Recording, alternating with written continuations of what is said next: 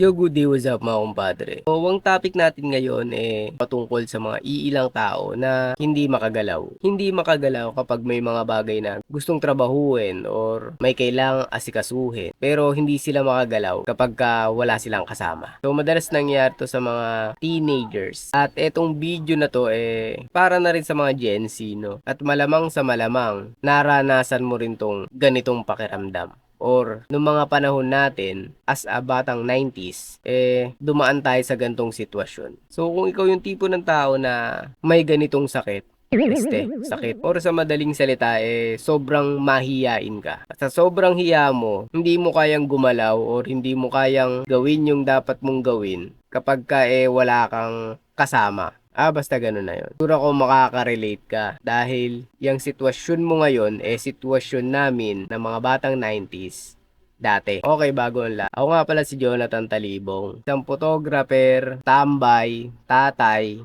at sobrang daming ganap sa buhay. Pero di naman kumikita. Basta ganun na yun. Isang malupit na kwento muna, kumpadre, no? Naalala ko lang, 11 or 10 years ago, noong mga panahon na nasa 20s ako, 20 or 22 yata ako noong mga panahon na yun, na dun sa lugar namin sa Cavite. Sobrang tagal kong nanirahan doon. Kasama ang aking mga malulupit na pinsan, kaibigan, at yung mga kaklose ko sa buhay noong mga panahon na yun. Nagkaroon kami ng isang ganap or nagkayayaan kami, no, na manood sa isang pinakasikat na liga dito sa Pilipinas, which is yung PBA, no? At syempre, fan kami before ng mga PBA na yan. Yung mga Hinebra, Talk Intake, yun yung mga dating kupunan ng mga panahon na yun. Di ako sure kung meron pa rin yan ngayon. Pero ng mga panahon na yun, yun yung mga pinakasikat dati. Na every time na may laban, hindi namin pinapalagpas sa television. At eto na nga yun nangyari, no, kumpadre, no? Nagkayayaan na manood nga kami live doon sa PBA. So, syempre, halos lahat kami first time palang makakanood ng live sa PBA. Siyempre, sobrang excited namin noong mga panahon na yon. At dumating na nga yung araw na napag-usapan. At eto na nga yung nangyari. Habang bumabiyahe kami sa Maynila, at ako bilang isang first timer, lalo na sa pagko-commute pagdating sa Manila. So, nung panahon na yon, habang bumabiyahe kami, dumidepende lang ako sa mga kasamahan ko. Kasi magkakasama kami nung panahon na yon. Isang grupo lang kami. At eto na nga yung nangyari. No? Sumakay kami sa MRT. At nung panahon na yun, first time ko rin sumakay ng MRT. Pero yung mga kasama ko, halos pabalik-balik na sa Manila. So, sobrang basic na lang sa kanila yon. Habang ako, nagkukunwari lang ako na kunwari sanay ako dyan. Pero sa totoo lang, hindi ako sanay. So, hindi ko alam kung paano sumakay sa MRT. So, ganito na nga nangyari, no? So, bumili na nga yung kasamahan ko ng ticket. So, dahil libre lang ako ng mga panahon na yun, wala akong pakialam sa kanila nun. Basta tingin-tingin lang ako sa paligid ko at tuwang-tuwa pa ako ng panahon na yun at parang namamangha pa ako. Dahil nga, ang daming tao. So, ganito na nga yung nangyari, no, kumpadre. Nung nakabili na ng ticket yung isa sa kaibigan namin at dinistribute na yung mga card para gamitin doon pagpasok mo sa MRT, yun yung kailangan mong itap doon o ipasok dun sa parang slot sa gilid dahil meron dun bakal na kapag dinaanan may iikot. So sa mga tao dyan na madalas nag-e-embark, alam nyo, nakalimutan ko kung anong tawag dun sa bakal na nakaharang na yon. Ganito na nga nangyari, no, kumpadre. So habang nakapila kami dun at isa-isang pinapasok dun sa card slot yung card, dun sa pila na yon, basta ang nangyari, isa ko yung nasa huli. At habang papalapit ako dun sa metal passing na yon, yung susuksukan, tinitignan ko yung mga kamay ng mga nakapila kung paano ipasok yung card dun sa butas na yun. Habang malapit na ako, tinitignan ko isa-isa. Sobrang bilis ng mga dumadaan dun. Kasi pag sumakay ka ng MRT, lalo na pag rush hour, lahat ng tao dun is nagmamadali. So ngayon, yung pinsan ko na nasa harapan ko, dun ko lang nakita kung paano ipasok yung card. At syempre, dire-diretso sila, hindi nila ako nakita sa likod. Akala nila, kasabay pa rin nila ako. Pagkatapos nun is yung turn ko na, nung pinasok ko yung card dun sa may butas na yon, ayaw pumasok. Ang ginawa ko is binalibaliktad ko yung card para lang pumasok. At napansin nga nung nasa likod ko na babae at sinabihan niya ako na, kuya ganito, tinuruan niya ako kung ano yung tamang pagpasok. Sinabihan niya ako na baliktad yung card nung pinapasok ko yun dun sa butas. So ganito na nga yung nangyari, no? So dahil nauna na nga yung mga pinsan kaibigan ko, hindi nila namalaya na wala pa ako sa likod nila. Habang pinapasok ko yung card na yon dun sa butas na yon, sobrang kabado ako ng panahon na yon. Dahil baka maiwan nila ako. Dahil nga hindi hindi sila nakatingin at dire-diretso lang sila papunta ron sa abangan ng MRT. Then ayun na nga, at nung naipasok ko na yung card at lumambot na yung bakal na nababanggain mo para makapasok ka dire-diretso, ang ginawa ko is nagdire-diretso ako. So hindi ko na malay, nalalabas ulit pala yun. At kukunin mo para sa next na destination mo is yung card na yon is ibabalik mo.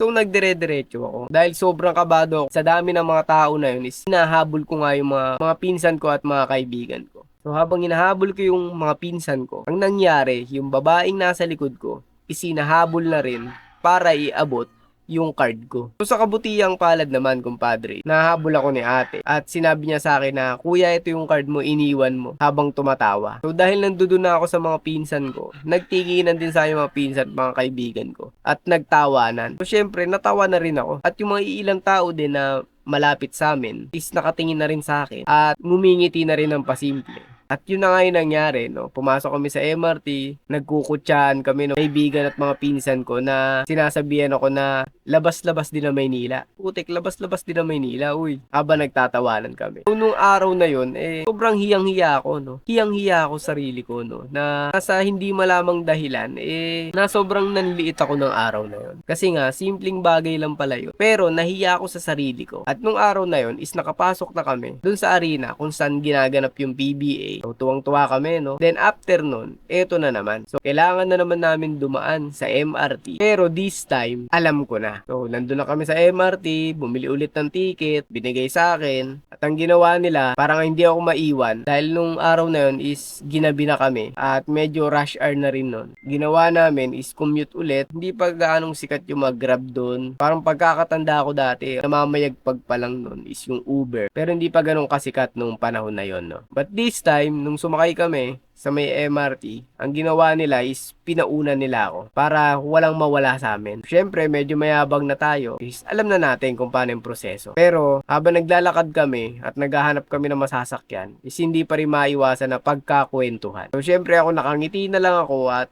wala akong masabi. At natatawa na lang din ako sa sarili ko noong mga panahon na yon kasi na ganun pala mag-commute.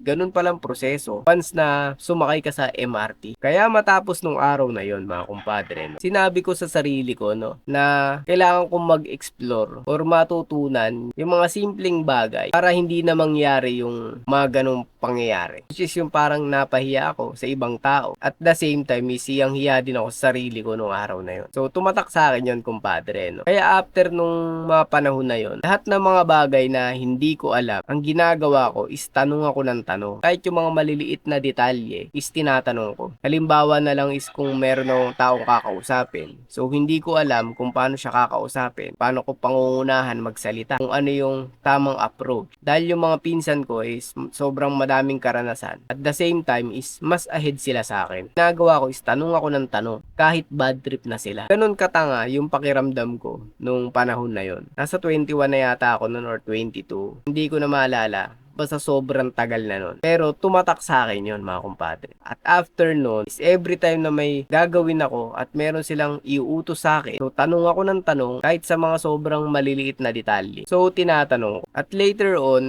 may mga bagay ako na napagtanto at naalala ko ngayon. Ito yung gusto kong i-share sa inyo para sa mga kagaya kong sobrang mahiyain ng panahon na yun. Sobrang mahiyain ko kasi ng mga panahon na yun, kumpadre. Madalas ang ginagawa ko is nagpapanggap ako. Papanggap ako na marunong sa ganito, kahit hindi naman talaga. Pag nagiinom kami sa bar, first time kong makapasok ng bar, ang ginagawa ko, pumupustura ako na akala mo talaga is sanay sa bar, akala mo talaga madalas nagpupunta ron, pero mga ilang tagay lang, is lasing na ako. Sobrang maraming nakakahiya na naranasan ko noong mga panahon na yon. At sobrang nagpapasalamat din ako sa mga kaibigan at mga pinsan ko na umalalay sa akin noong mga panahon na yon. So eto na nga, na gusto kong i-share sa'yo, lalo na kung nandiyan ka sa sitwasyon ngayon, yung sobrang mahiyain. At sa sobrang mahiyain mo, ang dami mong gustong gawin, pero hindi mo magawa dahil mas madalas, mas gusto mo na meron kang kasama. At ang unang-una na dyan is yung tinatawag kong introspective technique. Tama ba? So, etong introspective technique na to, mga kumpadre, no, is eto yung technique na hanggang ngayon is sobrang gamit na gamit ko. So papaliwanag ko, no. Yung introspective kineme na yan, kumpadre, no. Is ito yung isang technique na ginagawa ko. Ang ibig sabihin nito ay kapag meron akong isang bagay na kailangan kong pag-aralan or kailangan kong matutunan, is ang ginagawa ko, no, ay pag-aaralan ko ng solo. Well, kung iisipin mo naman, halos lahat naman ng tao, lalo na sa era ngayon, panahon ngayon, is nag-aaral ng solo. Pero itong technique na to, kumpadre, ang halimbawa nito ay kapag may gusto akong aralin ng isang bagay na kahit sobrang simple lang at yung bagay na yon is kailangan mong ma-experience muna para matuto. So ang ginagawa ko, pupunta ako dun sa lugar na yon or gagawin ko etong bagay na yan para ma-experience ko bago ko matutunan. Medyo magulo na mga kumpadre. Pero ipapaliwanag ko pa rin ng malupit sa ito. So ang isang halimbawa nito, kumpadre, kunwari is mag-apply ako ng isang housing loan sa Pag-ibig, pero hindi ko alam kung paanong proseso ang kailangan gawin or kung anong mga requirements. So ang gagawin ko is pupunta ako dun sa opisina, imbis na magtanong sa mga kakilala kung ano nga ba yung mga requirements or kung ano nga ba yung dapat gawin, dapat ayusin. So ako, ang ginagawa ko is pupunta ako dun sa lugar na yon kahit na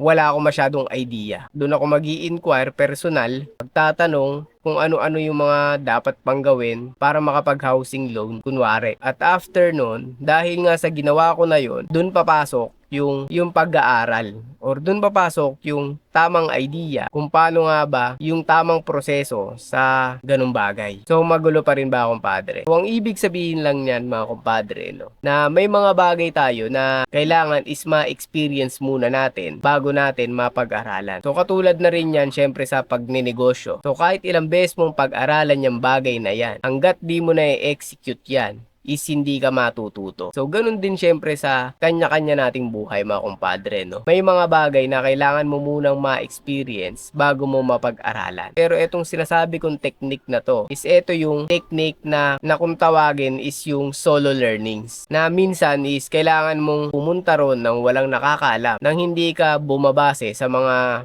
sinasabi lang sa'yo. Napakarami explanation para sa gusto kong iparating, kumpadre. Katulad ng mga technique na pinagsasabi ko na to. So, ang pinaka-ibig sabihin lang talaga, ang pagiging mapag-isa ay hindi isang kahinaan, kundi madalas isang paraan para lumalim ang pag-unawa sa sarili, ganun din sa mundo or ganun din sa mga bagay-bagay. So habang tumatanda tayo is syempre may mga bagay na natututunan natin nang solo lang tayo. So sa mga ganyang experience, kumpadre, natututo kang lumawak yung pangunawa, yung pag-iisip sa mga bagay-bagay. At dahil sa mga yan is dyan ka nagiging matured. Kaya nga yung sinasabi ng mga matatanda, no, na napapunta ka pa lang, pabalik na ako. Dahil habang tumatanda tayo is marami tayo na experience at habang tumatanda tayo is walang katapusang pag-aaral at wala ring katapusan yung mga bagay na natututunan natin. So magkakaiba tayo, mga kumpadre. Kaya pag may mga bagay na gusto mong matutunan at ikaw yung tipo ng tao na hindi makagalaw nang walang kasama, pwede mong gawin tong technique na pinagsasabi ko na to, na alamin mo mag-isa para kung sakaling mapahiya ka is ikaw lang nakakaalam. At once na mapahiya ka, sa susunod na subok mo is malupit ka na. Sobrang lawak ng usapin pagdating na naman sa ganyan, kumpadre. Basta subukan mo, pero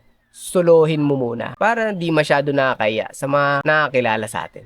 Basta ganun na yun. So yun lang muna, kumpadre, no. So this a quick vlog lang muna, no? Ginawa ko lang tong video na to kasi baka makakalimutan ko pa. Dahil nga pumasok sa akin yung kwento na yun tungkol dun sa MRT na yun. Sobrang di ko makakalimutan yung, kumpadre. Basta eto lang lahat yan, mga kumpadre. Kapag meron kang gustong matutunan or kung meron kang gustong gawin, no, so wag ka na matatakot, kumpadre. Dahil habang tumatanda ka, parating ka rin talaga sa point na yan is yung sumubok ng sumubok. Sumubok ng sumubok hanggang matutunan mo yung mga bagay-bagay na yan. Basta magkakaiba tayo pagdating sa mga bagay na yan. Pero sabi ko nga, yung sitwasyon mo ngayon is sitwasyon ko rin dati. At sa panahon na to, kumpadre, bawal na yung sobrang mahiyain. At yung hiya is kailangan nilulugar. Yun na yun. Muli, ako nga pala si Jonathan Talibong. At kung bakit ako gumagawa ng mga bidyong ganito, para kahit papano naman is magkaroon tayo ng mabuting ambag dito sa social media na mapapanood ng mga tao at ng mga susunod na henerasyon. At syempre mga kumpadre, no, dahil